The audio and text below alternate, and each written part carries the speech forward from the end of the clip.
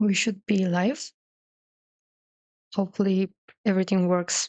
Hey That's everyone. always what I say. Yeah.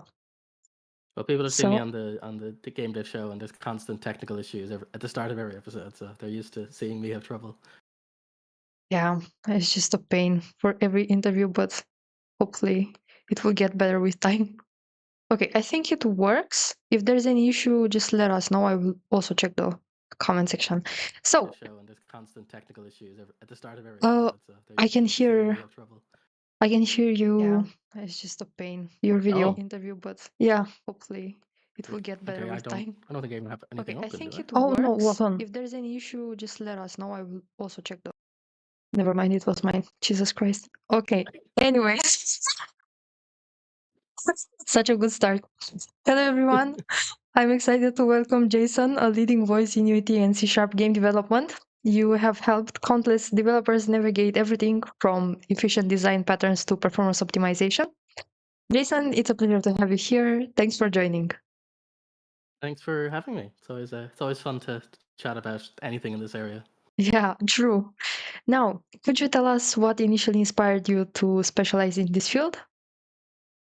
Um, honestly, I'm just curious about everything. Like, I didn't even start with games. I started, well, I went to college for games, but it was more just like anybody else. You can see a wall of games behind me. I just like games, but I didn't choose it per se. I just follow my kind of interests. And so I Mhm. worked for a while in a bank, and then I did some software development for supermarkets, and then I worked in websites, and then databases, and then I did some tablet apps back when Windows 8 was a thing for doing tablet apps for that.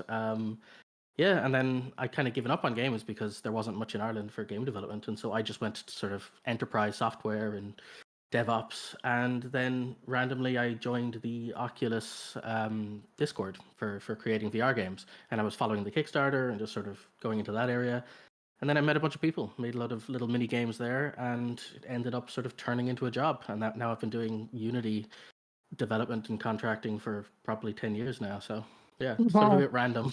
I got there in the end, I guess. Hmm. Very interesting journey. Didn't expect it. Yeah. I'd love to hear more about your creative process. What steps do you take when approaching a new project or idea?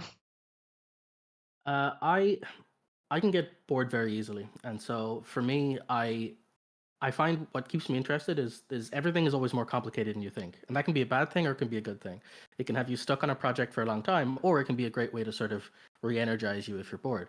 So whenever I find some project I work on, I try to find a way to turn it into a learning project.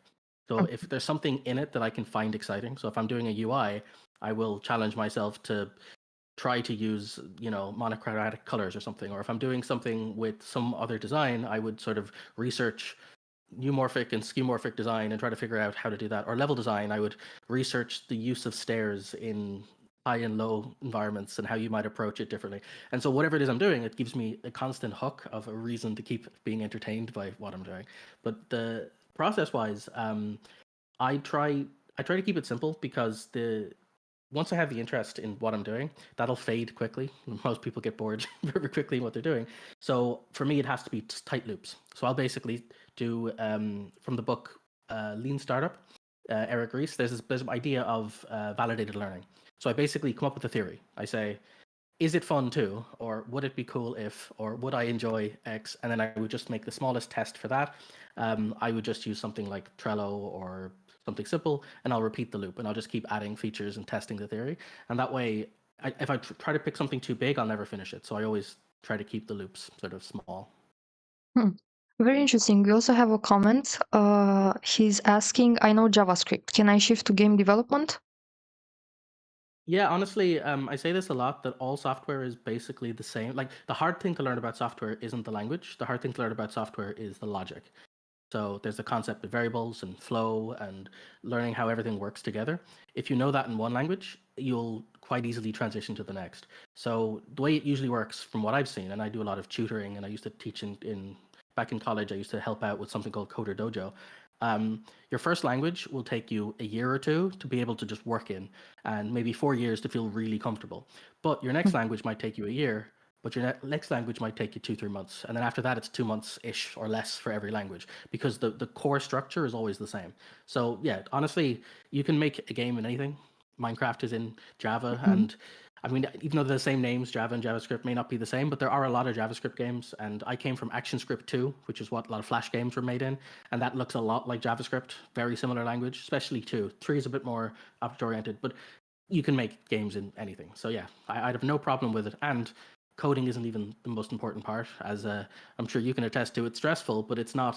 You have to know all the other stuff. You have to know how to place objects and how to manage things and the level design and the UI stuff. So yeah, I wouldn't worry if programming is the thing that people are worried about. Mm-hmm. And now a question that popped into my head. Do you think that is there any dead programming language?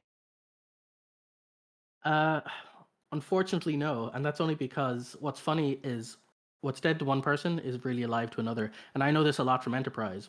For example, I used to work with a piece of software called Metastorm. Now, Metastorm is dead. You can't buy it anymore. It was a piece of software that was used by businesses internally to build what are called BPM processes, or business process management tools. So basically, if you want to build a piece of software and you don't want to build an entire piece of software and all the management, but you want to manage sort of some internal rules. If someone wants to go on holiday, they need to ask James and he does the, if they want to build that rule, it's like, how much software do you want to build for that? And this is before like Notion and other web tools were available. You would write your own tools, and this little piece of software would let you drag nodes together and sort of build very simple applications, and it would automatically build the database, automatically hook with a bunch of things and make a JavaScript front end. My point is that piece of software, as small as it is used by about 12 big companies. I'm talking like multi-million dollar companies, and there's like 50 people in the world who are really good at it. And at the time, I was learning this thing, and I could have just lived there for the rest of my life and done I could have earned a lot of money being one of the few people in the world who does this thing. And so a lot of large companies live forever on older languages because there needs to be someone to manage this thing. No one's going to rewrite 30 years of existing software. And so whatever language you like, you will find somebody who will pay you to use it, guaranteed. Yeah, good answer. No, interesting. Um, Now a question that's likely on many minds. Why haven't you posted on YouTube recently? Is there any chance you'll return to the platform? I have been thinking about it. I actually put a video on my second channel, just Jason Storey 2, a couple days last week, I think, where I was just talking about how I use my tools and automation and stuff. Mostly it just comes down to what I said earlier about interest, is I have to find a new thing that excites me or kind of gets me interested. I was listening to the Mix and Jam Mhm. interview you did, and very Oh, similar thing. It's like there needs to be something exciting or interesting to kind of to get my attention. And I find the problem is a lot of the stuff I look into is very complicated.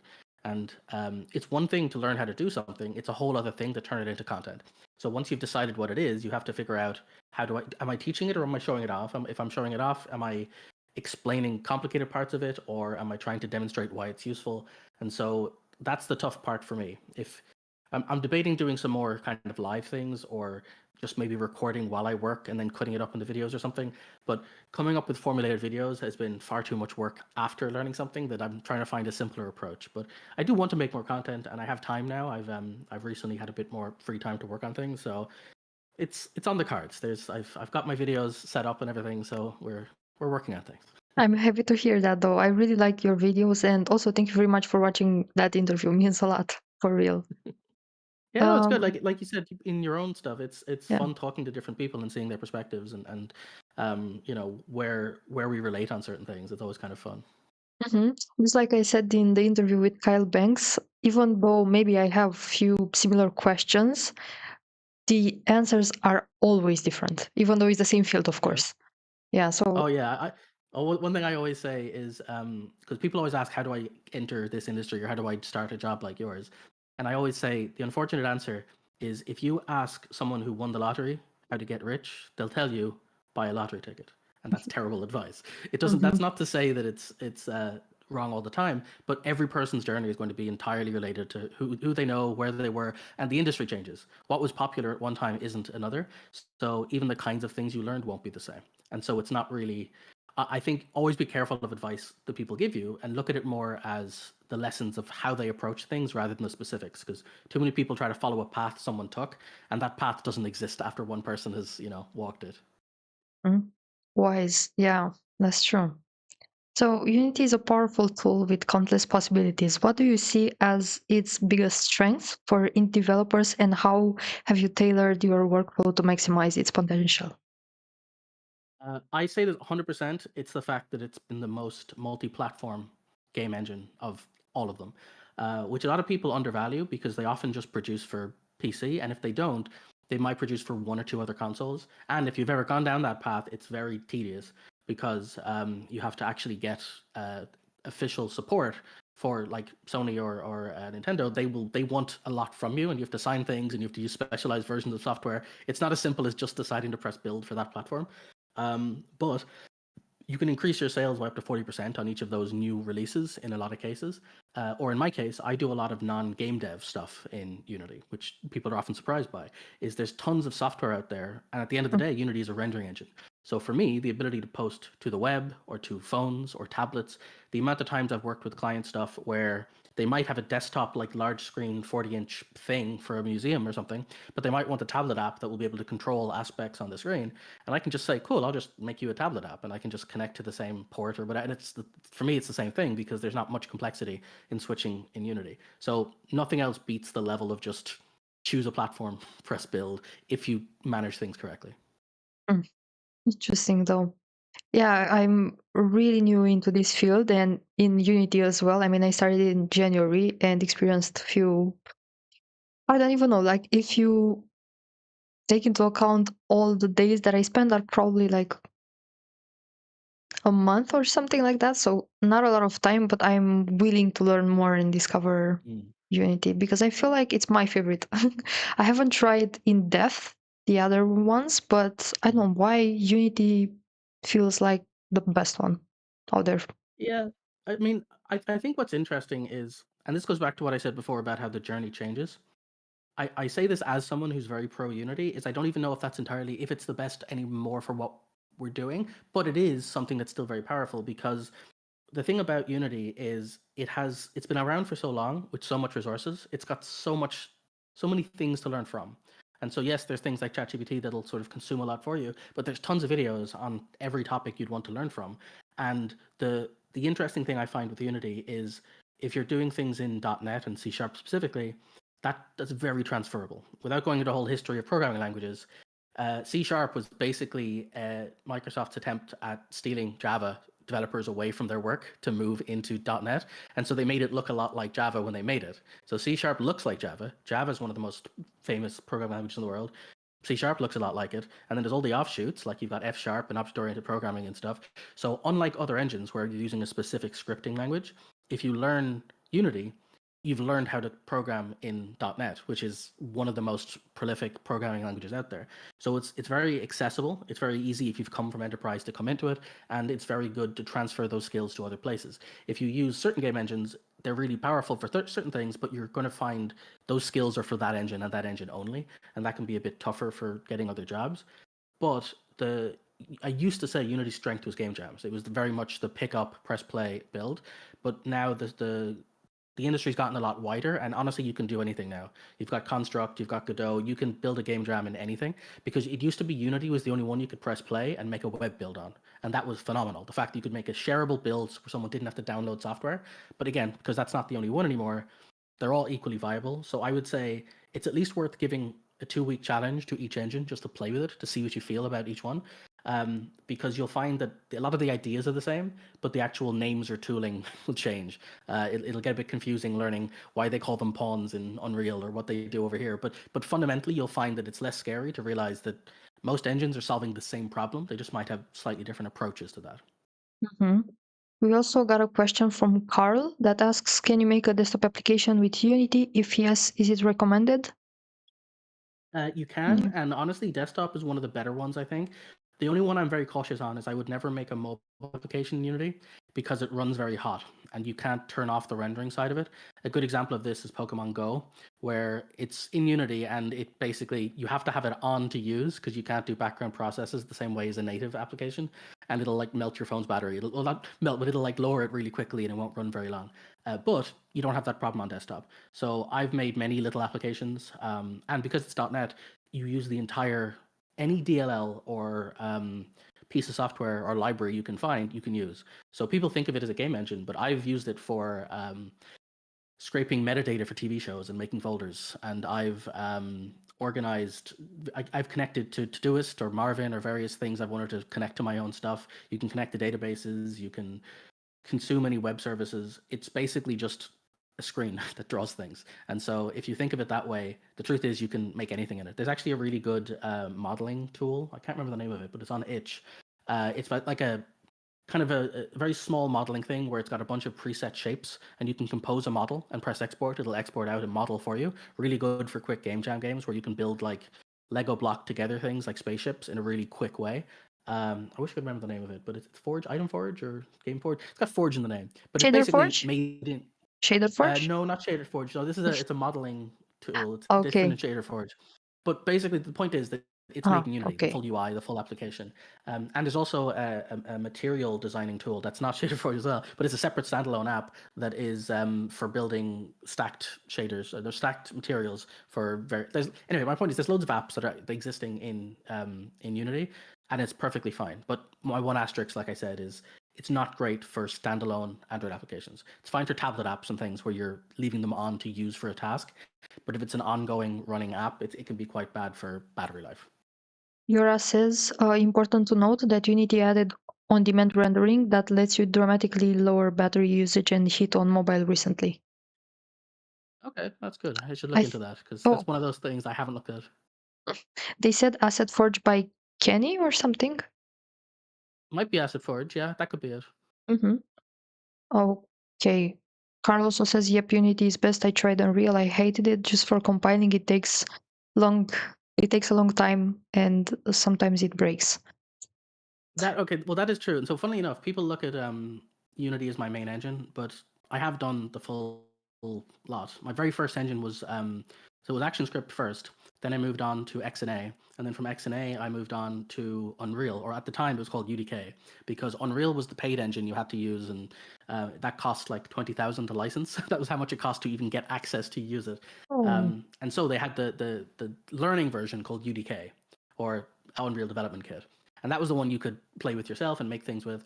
And unlike sort of what we're used to now, when you pressed play in UDK, you were actually dropped into an Unreal Tournament map. Like it was the full map. You were holding a gun. It had it was like a very much this is what this is. It's not made for you as a game engine, but you can use it as one if you'd like, if you want to take the time to learn. And it was great fun, and you could do all sorts of various things with it. And so I learned that way. And before they had the visual scripting, they had other similar tools. There was one called Kismet for kind of their version of the stitching logic together. And it had a lot of really cool toys. It was like the world's best level editor. You could drop stuff in, you could make flash games and all sorts of cool stuff, but it was very hard to customize, to make game stuff with. You had to learn how it worked exactly. Yeah, there's a lot of problems with it. My short answer I give people is if you're making games by yourself, Unreal is not ideal because it's very technical in each area. If you have 4 or 5 people and one person can dedicate themselves to certain areas, you could do really good stuff. But if you're learning everything yourself, Unity will help you out a lot more at some of those earlier stages. Okay, good to know. Thank you very much. I thought I had some problems with the stream, but apparently not. Let me just close a few tabs just in case. So it's gonna be better for everyone. Oh, also my battery. Okay, done.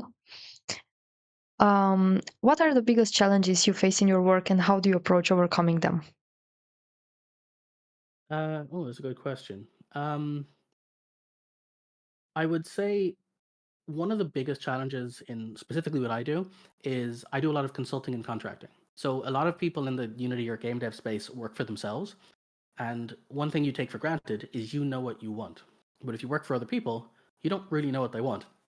And people think it's easy, but it really isn't. Even someone who knows what they want have a really hard time explaining it.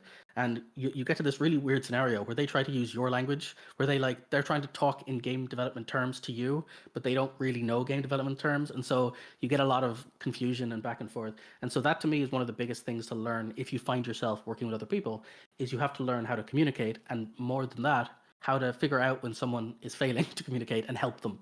And so one of the things I do a lot is there's loads of great books on basically business and project management and those kinds of things. And they teach you how to talk to people and get ideas from them. So for me, one of the biggest challenges to work with is when you meet someone new, is try to talk around the project first. Find out what their goals are. Because oftentimes they'll say, we need a project that does this. And you'll be like, hang on a second, is your goal to do this? And they say, yes. Okay, well, then actually we could do it A, B, or C. And they're like, oh, that'll be easier. A simple example I usually give is I worked with one client and they asked for a Skype type integration into the application. Now, they don't really want Skype. That's not what they meant. They meant a video player. So that's already not quite the same thing. Someone who wasn't really paying attention might have gone off and tried to figure out how to put Skype into Unity, and they would have been on the wrong track altogether. The second thing is once I've talked to them more, they were like, oh, we just need people to communicate. And I was like, well, video and audio can be done separately. And if you do video, you have to deal with the extra bandwidth and the costs and the issues with that. And so after we went back and forth, they realized all they actually wanted was the ability to have voice over IP. Just a very simple add some pun voice. And I could have wasted a lot of time and their money and everything else if I wasn't really listening to what their actual goals are. They're just using the language they're familiar with, saying do things in Skype. So learning communication skills, as silly as it sounds, is probably one of the number one things that I recommend for the kind, if you do get into consulting and contracting. You need to know when to not waste your time and theirs, you know? I'll keep this in mind. Thank you very much. I didn't expect this answer. Yeah, Carl also says why JavaScript was removed from Unity. I think Unity supported JavaScript, and JJ said, yeah, including Boo language. Yes, Boo was the language. The game Thomas Was Alone is written in Boo. So Boo, funnily enough, Boo and JavaScript, Unity technically never supported JavaScript. This is one of those little like asterisks. It doesn't really support JavaScript. What it would do is it would let you write JavaScript-like syntax. So it would look like you're writing JavaScript, and then it would convert that to C# behind the scenes for you. And that had some real good strengths and weaknesses. The strengths were, if you were familiar with JavaScript, it's like, cool, I can just write the language I'm used to. Except there's edge cases where it wouldn't quite work as expected. And if you would download assets, you'd have to download some assets in C#, some in JavaScript. And if you were an asset developer, you'd have to produce assets on different sides. And there was ways to communicate back and forth with these like protocol stuff. Long story short, it was a real mess. If you were an asset developer, you would have twice as much work. If you're someone learning, you didn't know if the tutorial you were following is going to be in JavaScript or in C# and when it would be the ones that would work or not.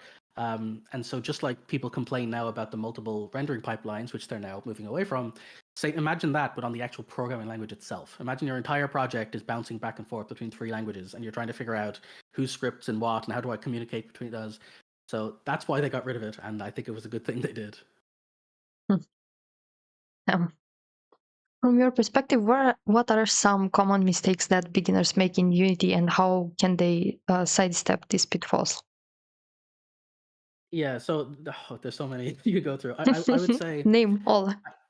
okay, I'll split it into 2 categories. Okay. The first is if you come from, I'd say, normal coding, or if you have a job in programming or software, you'll often come to game development and try to apply what you learned over there over here.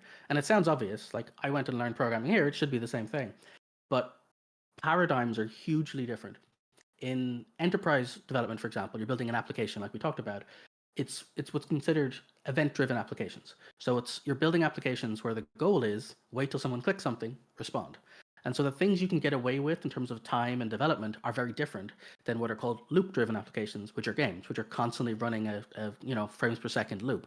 And so a lot of the best practices or things you've learned don't really apply back and forth because memory is more important in games and the efficiency of how things and pipelines work when consistency of rules is more important for business applications. So if you're dealing with banking software, you want to make sure that you can't accidentally put a 0 and add, on an account balance or something. But in a game, we don't really mind if the numbers go a bit crazy as long as it renders fast and we can kind of fix those numbers as we go. So the entire philosophy of design is very different between both sides. So if you come from enterprise, take your time to do it the Unity way. A lot of people basically, what I say is fight Unity when they first move into Unity, because it uses a model called a component architecture. And if you've never used a component architecture, you might think this is wrong. I can do it better using my way that I learned from my software, and you'll make it harder for yourself. And I say this because I did that for 2 years. So don't do that. Don't waste your time trying to apply what you know from somewhere else over. That's one. And then on the other side, you've got people who come to Unity first, and they're basically writing scripts and doing sort of simple things.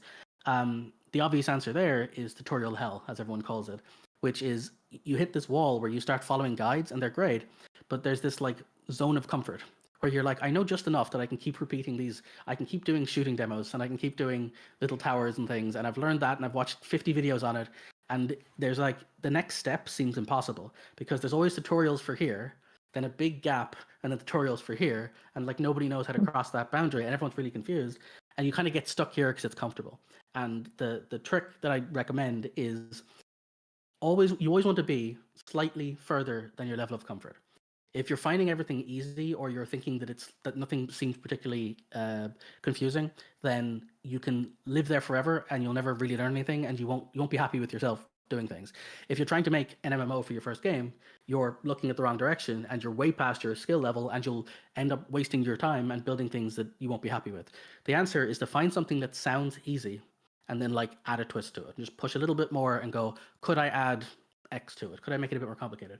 Because everything will always be more complicated than you think. So pick something you've never heard about and just a little bit more, and keep pushing yourself slightly out of your comfort zone. And that's how you'll always feel like you're learning something new. Just like we did in the live stream when you joined and you told me about Exactly. the Yeah. sounds. Thank you very much for Yeah. that. Yeah, it's out. Happy to help. Yeah, the game. I mean, the demo is out now, but yeah.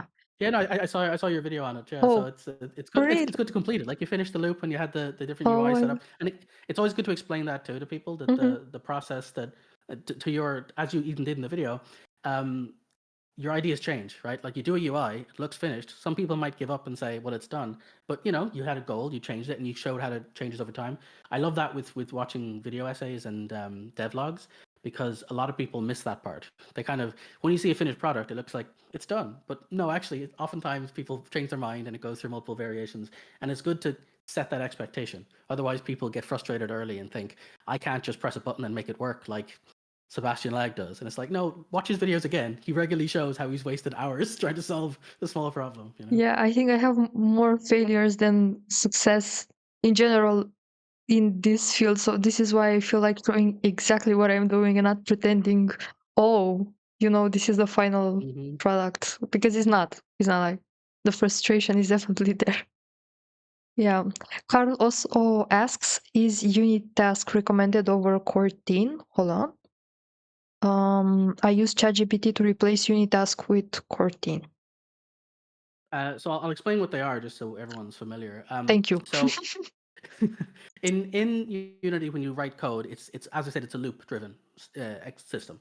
So if I write print hello in a loop, it'll print hello as many times or ticks as the game can do, and the tick is based on frame rate. So if the game is running at 60 frames a second, it'll print hello 60 times, and that's fine. But oftentimes you've got work that needs doing, like load all things in the level, and that's going to take longer than 60 frames to load everything.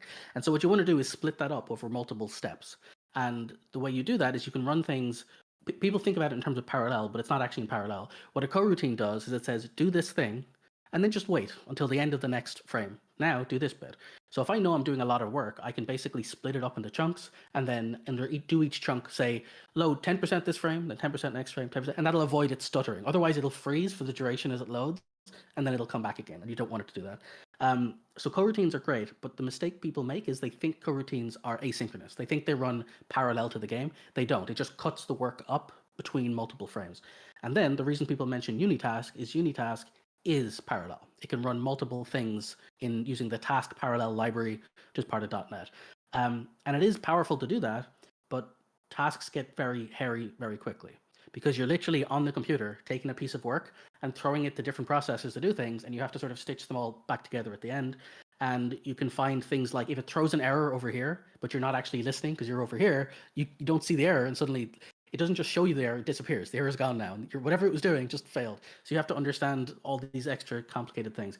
Short answer is, it's useful, but I don't think it's recommended or one of those things you should use unless you already have it working or you're comfortable. If you are the kind of person who comes from, again, other software, and you're very familiar with task development and you know how to do locks, and if you don't know what returning to the scheduler means or how to return to a scheduler, don't touch any of that stuff for now, because you can get very far with far less. Like the amount of optimization is important, but you've already got enough to learn making a game that you should learn how to make games first, and then once you're the kind of person who makes games, you can learn how to make performant games. But if you start by throwing yourself a whole load of extra toys and complicated things to learn, you won't have fun. It'll be more of a headache, and you'll give up sooner. And you're better off making things and then making better things, keeping on that edge of comfort rather than picking all the tools you see other people use and making your life harder.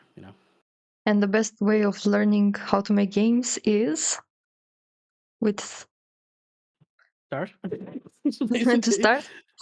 Yeah, Okay. like the jokes aside, I think the truth is just pick something you enjoy and start doing it. Like it's I could go on a whole big essay on this. Is that I do think making something is like three parts. It's what's exciting enough to get you started, what'll keep you going if you're feeling low motivation, and then how do you actually keep going after you finish projects, because you could be really excited and keep going, but then work for 3 years, it doesn't do what you want, and then get fed up and give up. So each phase has a different motivation or reasoning behind it. But as far as getting started, that's the easy part. That's just basically find something cool within reason, learn how it works, and make it. And if it turns out it's too big, pick a smaller piece and keep doing that till you find something that you can achieve. And there's lots of really cool things you can achieve in a very short amount of time. If you want to make, again, large game like a first-person shooter, you won't do that in the first week. That just won't happen. But if you instead go to Coding Train or Nature of Code is the YouTube channel portion, or follow Bracky's early tutorials or something, you can get a character moving on screen in a day, and like that gets you started. And just basically do that: is find something cool and make something, show it to people, keep it going. Getting started is the easy part. It's going to be the later parts that are where it really starts to be hard. Mhm. One question from JJ. He says, using Unity for a few years, I am good enough to help beginners with code and Unity, but I feel like I have reached a point where I'm not learning anything new. Like I'm stuck. What to do? Any advice? Yeah, that's exactly that plateau I was talking about, where you hit this sort of area where if you keep following all the online tutorials, they stop here. Mm-hmm. Because what happens is people say, I want a full game I can learn from. I want this completed, finished project. I wish I could just download a full game and read through it. And the unfortunate truth is that won't help you. That's not the, like, everyone wants that, but it won't help you. Because if I gave you a finished Eiffel Tower, you're not going to learn how to build an Eiffel Tower out of that. That's not going to help you learn how to make that thing, because what you're seeing is the result of decisions that have been made, but you don't know why those decisions were made, or who made them, or how many, or how the process went. What you need instead is to be always pushing past that boundary. And so, what I do personally when I'm learning something new is I go to the furthest edge of what I know, and I basically say, and this is going back to ChatGPT, is I don't ask it to give me the answer. I say, I have this, I want it to be this. Give me 5 ways people would solve this problem. I don't need the details. I just need to know, how could you solve this problem? A good example is, I want to save my game file. How could I do that? And if you ask it, it'll say, well, you could save it as JSON, you could save it as a binary array, or you could save it as to a web service, and it'll go, oh, and then you can stop and go, why would I pick that one? Well, if you save it to JSON, it's easy to edit. And if you save it as binary, it'll be smaller and faster. And it'll give you all the answers. And once you've learned the area, you can then pick one and go, right, now that I know that I need this, let's drill down into that area. So the truth is, you're not going to find a tutorial that gets you what you want. All tutorials will end where it makes sense for the creator, because at some point, it's just not worth it. And without going to analytics on it, any series that goes past 3 episodes has like a 50% drop off rate immediately. People watch the first episode and the last episode, and nobody watches the middle ones, because what everyone does is they want to see how it starts, then they cut to the end to see how it looks, and they decide, should I bother watching? And they'll skim through some of the others. And that's consistent across every series on YouTube or other platforms. So nobody's going to build a whole thing like that when it won't work for anybody. People won't learn from it, and it won't be valuable for them to make. So if you really want to get better, you have to pick a goal that is slightly harder than you think it is, or slightly past where you are, and then just slowly move towards it. And again, you can use tools like ChatGPT or online searches, but you have to actually like learn a problem. Like I want to make 500 ships fly around. It's like, well, okay, to do that, how would I do that? I need to learn how to do it efficiently, because it'll be too expensive. So you need to learn about space partitioning. That might not have been the words you typed in the search, but you'll learn that in order to do that, you need space partitioning. And now you know the name of the thing to learn, and now you can go and learn space partitioning. And it'll kind of step you through those phases. Mhm. Yeah, thank you very much. Carl also asks, does URP utilize less memory than built-in? Does it utilize which? Less memory. Um, that's a very tough question. I mean, each rendering pipeline has its own strengths and weaknesses, so it is. Yeah, that's a tough one to give a good answer to. So I would say it depends, which is just not very helpful. Now back to my oh, Gigi also thanks for your answer. Now back to my questions. Is there one project you're especially proud of, and what made it stand out to you? Um, there's been a few cool ones. One project I like seeing projects that people actually use for their work. So I will say before the game dev stuff, I used to work in building software internally, and one of my favorites is I had to build a little scanner application for somebody. They had to scan products and do things, and getting to write that is really rewarding because your people are actually using it, and every tweak you make. Like someone came back to me once and said there's a little pop-up box, and it's really annoying. Every time I press it, I have to press the pop-up, and I remove that, and they say you halved my time at work. Like literally removing that pop-up box, like I don't have to move my hand to press the button each time, and that's great fun just to see it actually make practical benefit to people. For games and things, I've worked on a few projects, which is again fun to see people play in VR. The most recent one was one called Starship Home. I think that came out 2 months ago or a month ago on Quest 3, and that's really cool. I got to work on some fun stuff on that. It's a little plants that you place in mixed reality, and then you turn your room into a spaceship and you fly to different planets and collect plants. And there's this musical element and stuff to that to do some of those. That was fun. I worked on a firefighting tank that was sort of a prototype for. So there's a real tank with a real like water turret on it, and they wanted controls for that sort of to work with VR controllers. And so the tank is in America somewhere, and I'm looking at someone on Skype, and I'm writing code and sending them something. And so here I'm holding a VR controller, and they're like standing beside a tank, and I'm doing this, and I'm watching the the tank turn. It's just Yeah, really cool. And so yeah. there's the thing about contracting is I've just done so many like random little projects that it's always fun just to see what people want, and that's why I kind of get bored easily. And so with a game, you're working on one thing for 2 years, but the kind of stuff I do, someone just once has a cool idea, and I get to be the person to help them make the thing. You know? Mm-hmm. Yeah, it's very nice being there, helping both sides. Yeah. Now talking about VR and all this stuff, which recent trends or developments in game dev excite you the most? So I'm kind of out of the VR stuff a bit. I just do it for work, but I haven't been playing much of them, so I'm not really sure where we are on that. But I will say personally, what excites me the most is I'm a big fan of narrative games. I Mm. think interactive narrative is one of my favorite style of game. There's a load of random stuff here, like uh, Lighthouse, which is in the old Sierra games, Mm. which are just these really weird adventure games, and those are the ones I really grew up with and loved. And for a while, it felt like everything pushed to open world, and open world is fine technically, but it loses story. Without getting the whole big thing of why Breath of the Wild, for example, is a really good game, but I never felt it was a good Zelda game because what I consider a Zelda game is not in Breath of the Wild or the rest of them because the philosophies of the games have changed.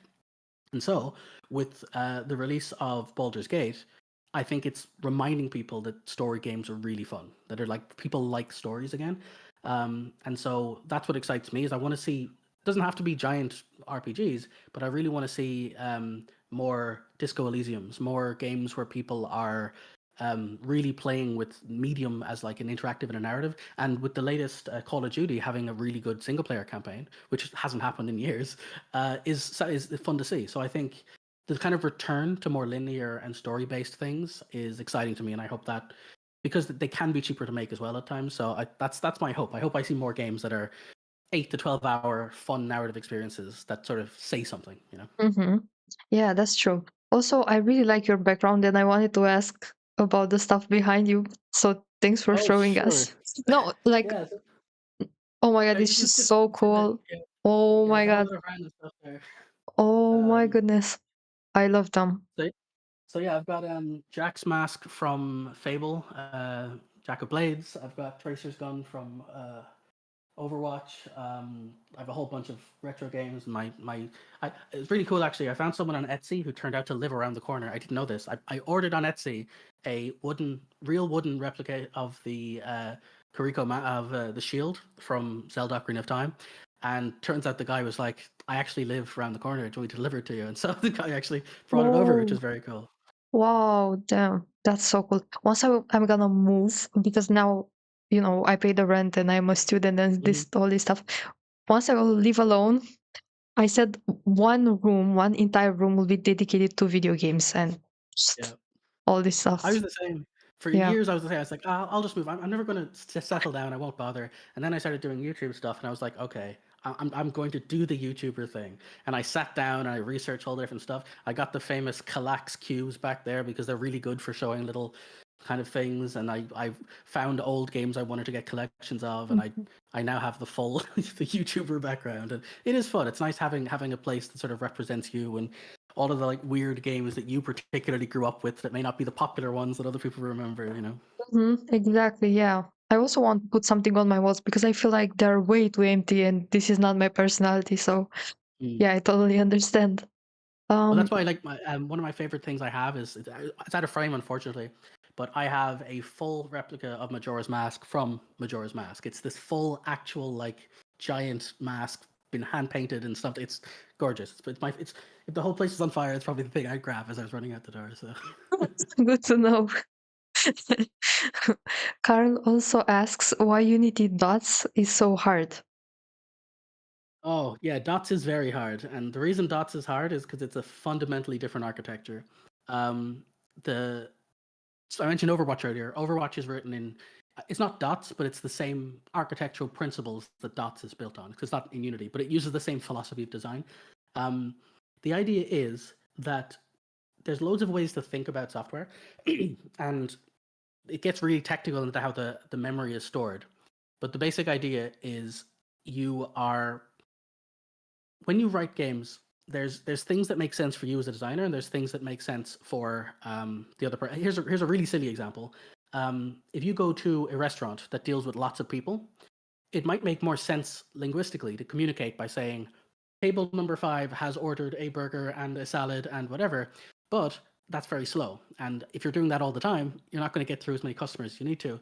But if you learn the sort of like sub language of saying 7 for 5, like what's that? Table 7, well, Mhm.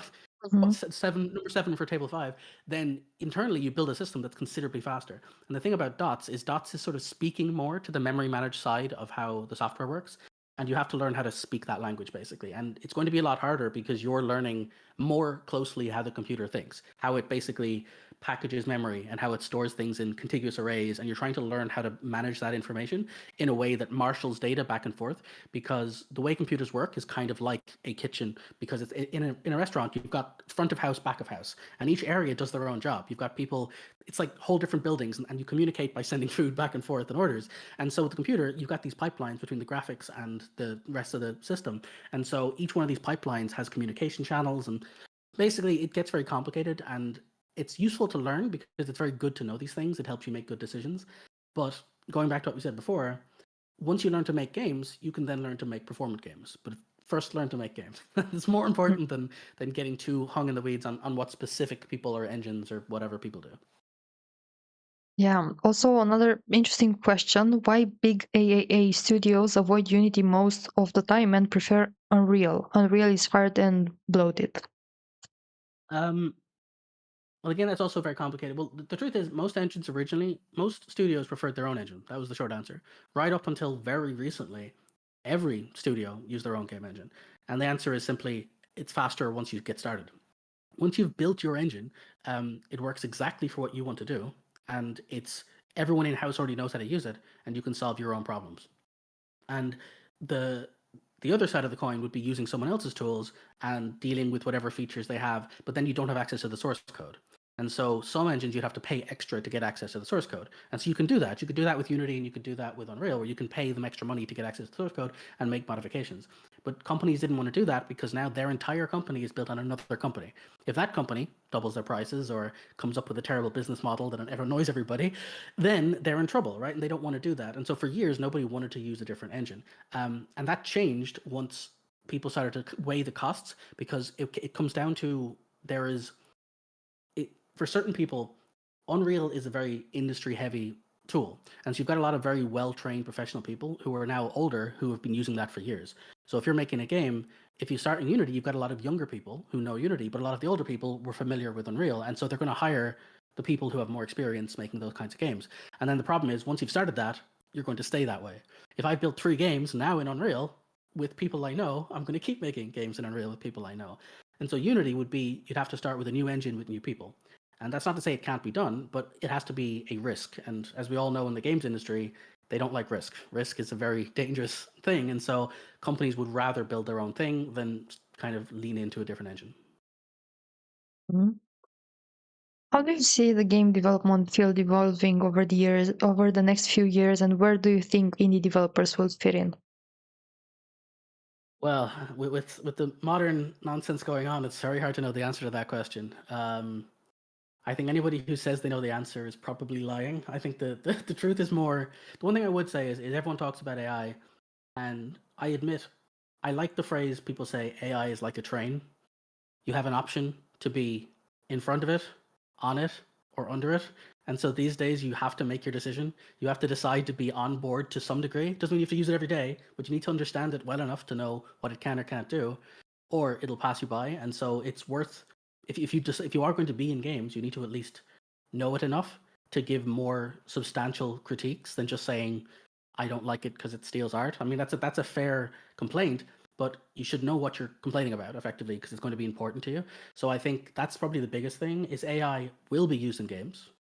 We could argue if it's a good thing or a bad thing as a separate conversation, but it will happen. And so people, that's going to be the biggest change. It's going to become a part of games for no other reason than games are very expensive. And the current drop off with the games industry is more to do with overhiring during the pandemic than it is anything else. A lot of people think the games industry is crashing. It totally isn't. It's actually still got more hiring now than it did pre-pandemic. It's just it looks bad because people are averaging back out for all of the mistaken overhiring that was done before.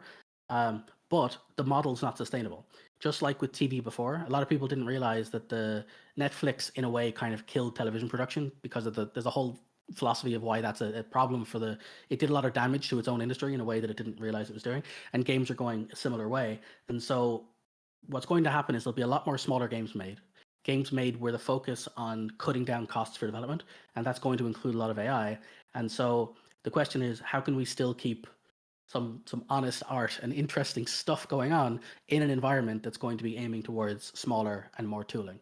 And so I think the best way to do that is to understand the tools and to figure out a way to create good things with them. Yeah. Also, Phil says use AI as Google. Fair enough. Yeah, I mean, I would say that it's personally, I think it's terrible for that. Like, it comes down to what you want to use it for. A lot of people will use ChatGPT, for example, and say, write me the answer to this problem. But it's really bad at that. That's not what it's good for at all. The description I used earlier about using it to ask questions is what it's good for. Think of it as hiring a bad assistant. Like you might, if you're hiring an assistant who's only half listening to you, that's not really interested in the job, you don't want to give them really important stuff, and you don't want to ask them to do things where the accuracy is important. But what you do is you can give them work that will be a lot of time, and they can cut the time down for you. And so for me, I use it for things like, how might I do this problem? There's 10 ways I could do it. Tell me what different ways I could approach it, or what are the things I should consider? And then once it's given me the kind of the legwork, it's gone and run around and collected things for me. It's my job to fix it and sort it and organize it because I can't trust the reliability of the tooling. And so I think going forward, it's really bad for things where you want direct answers, but it's really good for just collating information for you. But if you are going to use AI, Perplexity is the best Google search at the moment of all of the tools. Okay. Marl also asks if asset flip is bad, why do they make assets free and public domain? Um, Asset flips is actually on my Discord. That's one of the biggest conversations. We talk about asset flips a lot and the use of assets and various things. And people know I have a interesting relationship with that particular question because I think assets are fine and they're actually very practical, but you have to use them correctly. A good example of this would be games like David Whaley's The First Tree. Exactly. He Yeah, I wasn't a love that. programmer, but like he made a very good top-selling multi-platform game because he learned that the trick was lean into what he can do and outsource what he can. So he bought models and then he painted the textures himself. If he hadn't painted the textures himself, it would have looked like an asset flip. It's why I personally don't recommend people use Cinti characters as their primary character, because if you put a Cinti face on your thumbnail, it's a Cinti character. There's no way around it. It looks exactly like every other Cinti character. So feel free to use assets, but you use them to sort of prop up areas, things that are like trees, backgrounds, or build things where it's not the core of your game. But whatever the identity of your game is, those shouldn't be asset flips. But yeah, other than that, it's the other part of it too, without getting into too much detail on assets. The problem with assets is a lot of assets are to sell on an asset store, they have to look really cool.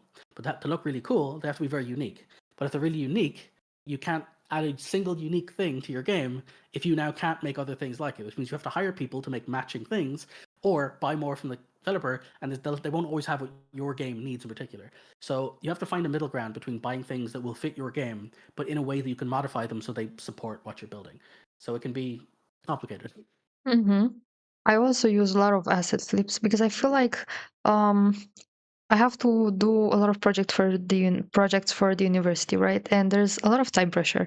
So I feel like I don't Mm-hmm. have enough time to actually start modeling them myself, piece by piece and everything. So I take them from the Unity Asset Store. But yeah, I think what you just said, it's very important to keep in mind while you create your own stuff that you want to launch, of course, because during summer, I started to work on a game by myself, just out of nowhere. Literally, I had this one idea of creating something, and I just import a lot of stuff that don't really go along with each other, but I use colors that somehow match. Mm-hmm. And I feel like the main character, it's something that I have to work on myself, so no one else will use it or have it there. So yeah. 100%. I totally agree. Like Mhm. something I always say is like a magic trick for games is if you learn how to do post processing, it's kind of like this super magic trick that will take a load of stuff that looks different, and if you can just paint the screen a certain color, add a little bit of shading and things, and texture a few things, you can make anything work well together. I definitely, and to your point, I agree. The main character I think should always be whatever the unique thing of your game is, and it Mhm. just makes sure that is recognizable in a thumbnail, because we're talking about things that game devs earlier that they're kind of miss or don't use. Marketing is a big one. And that's not to say you should waste all your time doing it, but learn a couple of fundamentals. And one of them is have something that's unique, have something you can at least is visually distinct of some kind. There needs to be some way for people to look at and go, if I see a screenshot, I know it's your game. If your screenshot looks like every other screenshot, then you're not going to be able to sell your game because people won't recognize it or relate to it. It's why a lot of silly games that have like rabbit with a gun or something is going to work, because you're going to be look at that and go, that's that game. I've seen that game because it's so visually distinct to that game. So Mhm. whatever it is, just make sure that it's got a unique identity. Yeah, that's true. Also, after my first project, I fall in love with this field and I created this YouTube channel and so on. But then I was like, oh, hold on, I only used assets that were already made. I've used code mostly using ChatGPT, and I was like, I feel very guilty, and I feel like maybe it's not really what I want to do in the future, but at the same time, the passion was still there. And honestly, that's entirely fine. I think my one complaint, and I say this a lot, is there's storefronts like Steam, and to me, Steam should have products. And if what you've made is for you to learn, that's great. Don't put it on the storefront. Put it on itch. That's what it's for. Game jams are Mhm. for learning, for getting better. I have no problem with people using any kind of assets and doing whatever it is they want to learn. But I think there has to be a difference between I'm doing this for fun or I'm doing this as a product. If I'm doing this as a product, I need to respect the audience that's buying the product. And so I need to make it and put the effort in and oftentimes the money in to make something. If I'm like, it's going to cost some level of investment. I've seen this before with people trying to find teams in Discords. They might join a community and say, how do I get developers to work with me on my project because I need more help? And the answer is, why should they? And not in a mean way, but like, what are you offering them? If you're the idea person, then you're basically saying, do this for me for free. It's like you need to provide something to them. What are you giving into it? And if people aren't willing to invest in their own projects, why would other people? And so if someone tells me they're not willing to buy custom artwork for a thumbnail or custom whatever, it's like, well, if you won't invest in your project, then why would you convince other people to invest in your project? And again, that's not for everything. There's like learning projects, but then there's products. If you're trying to get someone to give you money for something, you need to have put money in to be able to demonstrate that value. And so I think asset flips are perfectly fine.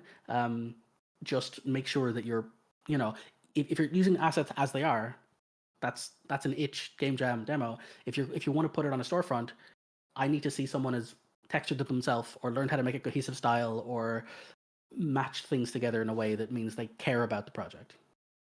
Mhm. Yeah, thank you very much. I feel less guilty now. What keeps you motivated and inspired? I know you said that you need something new in order to continue, but besides that, what really keeps you motivated and inspired? Um, Honestly, just the sheer complexity of game dev in a good way. Like it's because of that, because there's always something. I love learning new things, and so I could be working on some code for some AI thing, and it's starting to stress me out. It's too complicated, and I'm not really understanding it. And I can go, you know what? I'm going to go back to work on the UI. But now I can start going, okay, for the UI, let's research other games. Let's go to some of the UI websites and find some examples of other games, or maybe I want to research Gestalt theory of placement, and you start looking into the UI themes, or if you're doing animations and go, okay, well, how if I tween an animation on screen, how much should I animate it? And you start looking into, well, Apple have an entire style guide for how they use animations, and Google have an entire style guide for how they do it, and oh, they use this particular easing curve. No matter what it is you want to learn, there's always like more information and more things. So for me, and as a random side note, it's why I used to play a lot of Overwatch, because Overwatch is the kind of game where you could play for 100 hours as one character, and if you switch to a different character, the game has changed. Like where Mm. you should stand is different. The characters you should be going after are different. The characters you're afraid of are different. The characters that are easy for you to attack are different. The level now moves differently if you're flying or moving, or can you jump or can you dash. And so I liked that game because it had 30 something characters, and every time the game would get stressful or annoying or I wasn't really feeling it, I'd just jump to a different character and I would have a whole new game, a whole new universe to learn from. And so for me, games is the ultimate, like every art form. If you want to work on games but you're getting stressed by games, read Stephen King's book on writing, because it'll help you be a writer, which will help you be better for writing, which will help you write better for games. And so there's always, doesn't matter what you're interested in, you'll learn something that'll help you in game stuff, and that's keeps me motivated. Is I just have to find some way of making it fun for myself, and that's easy in games. Mm. Okay, cool. Thank you very much. And I also didn't know about Overwatch. I used to see a lot of videos with it, not really clicking them and watching them, Mm. but yeah, now Oh it's yeah, really yeah. interesting. It's one of those. I don't like multiplayer games. Like I would say don't like. I mean, I grew up playing Halo 3 and all the others, and I played lots of multiplayer. But I don't play MMOs much. I don't play lots of multiplayer games. But Overwatch like is such a standout for me. I've played thousands of hours of Overwatch, and I've played. All my other games are single player narrative games. So this one game, it just hooked me in a way I couldn't really explain. And so I was researching it. I was like, why do I like this game? Like, I don't understand myself why I like this game. And so I started researching. It's like, okay, well, they've got sound design that's done really good here, and I like the level, I like the way the story stuff works, I like the way the characters stand. And I learned all about combat stuff and did the whole. I read the Art of War and how it applies to things. It's crazy. Like the whole lot of stuff is really interesting in terms of the philosophy of design, and it's a very interesting game. And I think that's again anything ties into everything else. And for me, learning that game taught me a lot about the importance of sightlines and blocking geometry, and there's a lot of stuff that I wouldn't research by myself but now makes sense in the context of learning for a game, you know. Hmm. Suyama also says wave frame was like that for me. Just switch frame weapons, bam, totally different Hmm. style.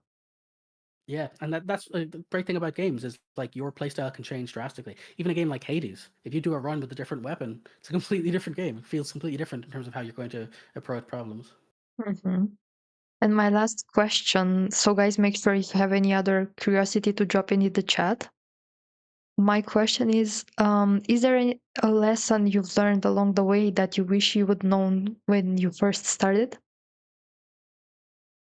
Uh, well, if we're being very technical with Unity, it would be figure out how to deal with scenes early. That's one that I see a lot of people struggle, and myself for years, because there's like 10 ways to do it. Some work, some don't. Some work for small games, some work for big games. Find a solution that works for you early, because I've complained to Unity and about Unity a lot, specifically that the basics you get in other engines aren't in Unity. You don't get a pause menu out the gate. You don't get scene switching. You don't get a settings menu. And so learning how to do those things are very important because you only really need one way to do them because most of your games will be the same. But you do have to learn them. They're a separate problem. So I would say learn early on how to manage the concept of your game state, of like how you load scenes, how not to. And the thing I've mentioned before is I recommend doing that outside the life cycle of your game using this don't destroy unload with the runtime initialize function.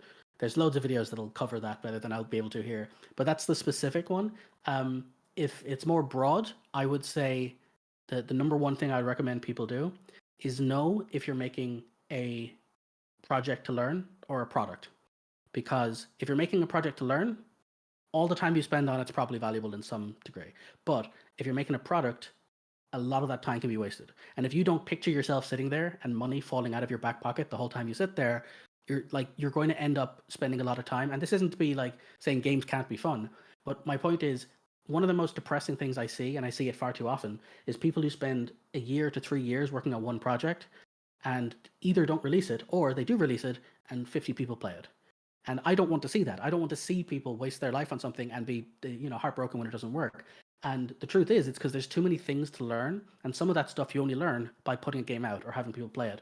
And so when people say make small games, they're not doing it to be mean. They're saying if you make something too big, you're like, it's like trying to run a really long distance. The amount of times you could trip, there's loads of them. But if you make a small journey, you can only trip once or twice, and you can learn how to not trip, and you're learning how to get better in wider distances. If you take too big of a project, you'll probably trip somewhere, but you won't know you've tripped until you release it, and it doesn't turn out the way you want to, and then that might kill your enthusiasm to make games ever. And I would rather see people make small things that aren't as cool as they want, but lots of them, until they suddenly realize they're good enough to make the thing they want, than picking something too big and then failing at it. And so having a goal that's short, that's kind of defined. There's something called smart project management. Specifically, each project should be specific, and you can go through the whole thing of measurable and whatever. But the point is, there's a set of rules for how you'd make something that's actually achievable, that's doable, and try to do that. Try to pause every so often and say, "Am I actually achieving a goal?" Otherwise, years will go by, and you'll be angry at yourself, and you won't achieve what you want to. So the small goals, the small games thing, it isn't a meme, and there's not a reason every creator says it, but legitimately, if you don't listen to it, you will end up being the person making a video telling someone else to do it later. Yeah, that's great though. I also have to, I don't know, I feel like creating something bigger because I only did 2 small projects and I feel like I really want to create this. I don't know how big, but like let's say 2-hour gameplay or Well, something again, like that. bigger is fine, but That's like I said, the trick is to say, where am I comfortable? Find something you're comfortable at and add one extra complication, like adding a high scoreboard, because that'll require you to learn how to do the network stuff and set all of that up and whatever. Or localize your game, so add the thing so it can be run in multiple languages. Each one of these is a problem that'll turn out to be a lot bigger than you think it is, and it might not feel like a bigger game, but there's loads of ways to make your game bigger. Again, adding multiple levels, or maybe I'm going to add a boss to it, or add 3 levels or something, 3 different like distinct areas or new mechanics. Like bigger doesn't necessarily mean it has to be huge. It just means pick one thing slightly bigger and just push the boundary. But if you try to like make something too big, it'll always be like everything will always get larger than you think it will. So if you pick something that sounds too easy, it'll turn out to be just about right. So you want to make sure that you're picking something just at the edge of where you think it is, and always push yourself just a little bit further. Yeah, also Suyama asks, why is there so few open source games? There are a lot of engines, but not the games, unlike other software projects where there are a lot of open source tools. Well, there's a lot of reasons for that. One of the main ones is just the fact that games will often, well, if it's indie games, then it's because, quite frankly, if you're an indie, your 3/4 of your code is probably the same for a lot of games. Like you'll notice a lot of games are very similar from indies, so they have like same style or the same camera or something, and so they're not going to give away the source code of the thing they're actually working with. AAA studios are never going to do it because it's not their, they're not in control of the code. The people who write the games are not the people making the games or releasing them or producing them, and so they don't have the rights to do that. There's some games that are come out years and years later after the licenses have lapsed, but you're not going to ever see the code for those. But honestly, the main reason is just I just don't think it's as valuable as people think. Like there actually is a lot of open source stuff out there, and there's also a lot of decompiled games if you want to go hunting for them. And you can learn how to decompile games as well if you really want to go down that road. It's not that hard. It's actually there's like some YouTube videos that'll teach you how to see the source code. I used to look at how certain games would work. Like I played Death's Door was a game I really enjoyed, and just for fun, I decompiled the source code, learned how the save files worked, and I wrote my own thing to write my own save files for the game, just as like a would it be fun if I could. Like you can do these things, and they're not that hard to do. But to my point earlier, if I give you a finished something, that doesn't teach you how to make it. You know, like with the game engine, you have to build every step of the way up. So if I hand you a burger, you don't know how to plant vegetables, right? There's nothing about giving you a burger is going to show you how to plant vegetables, and so you need to learn the actual steps that get you there. And so it's not as useful as people think. And even if you did have the exact code and were like able to learn it, the way they did it might not be the way that actually recommend you do it. It's just the way they had to do it because of the situation they were in or the time budget or something else. And so there's a lot of reasons. And then separate from all of that, it's just a very personal thing. Like people, like the people who made Celeste released their character controller, and everyone makes fun of it. Now, in some cases, rightfully so, because some of it's terrible. But the truth of the matter is, they delivered a product and a good product, and the code doesn't matter. As I always say, nobody plays your code; they play the product. But the point is, they got a lot of unnecessary hate online for releasing something that everyone loved the game, but everyone got angry at them because they released the source code. So there's no benefit to do that. So there's a lot of reasons why it's just not as beneficial or as kind of nice to release the code as people think it is. So I don't see a world where that happens very often. Mm,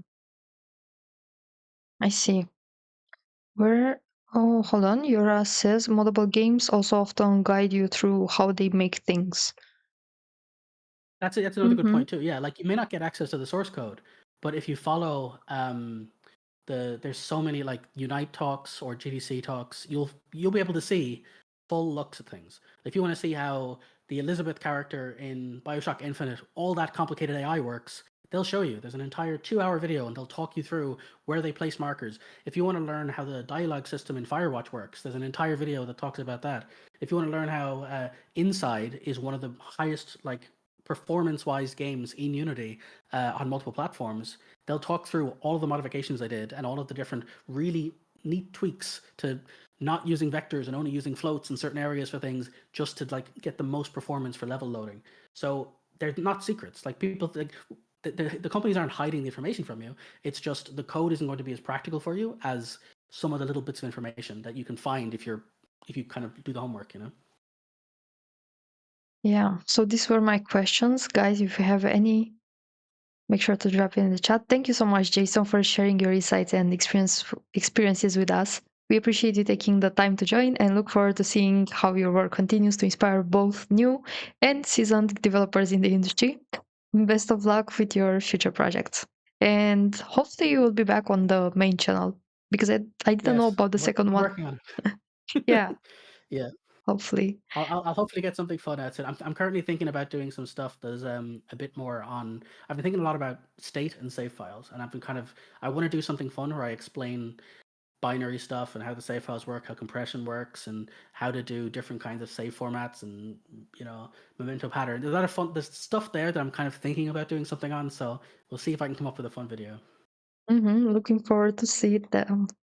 Thank you very much. And thank you also, guys, for being here and for all these interesting questions. It was a pleasure. And yeah, hopefully we will collaborate in the future. Who knows? Thank you very much also for joining my live streams and suggesting me interesting things Happy for to help. my small games.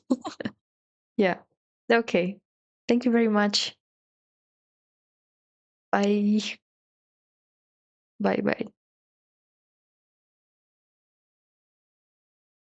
Okay. Hopefully you guys can see me. Oh, just 1 second. Oh, apparently. Okay, now you can see me. It was a pleasure. Sorry for the black screen. I really enjoyed the interview, as always, of course. But He is a very nice and open guy. I really love talking to all the people in this field. I know I didn't expect them to answer and actually join for the interviews. It's a pleasure and an honor to be able to talk to them. So, yeah, thank you very much for all the support. I'll see you probably on Wednesday with another interview. It's already scheduled, but I have to, of course, create the YouTube announcement for it. So take care and yeah, see you ACP. Bye, guys.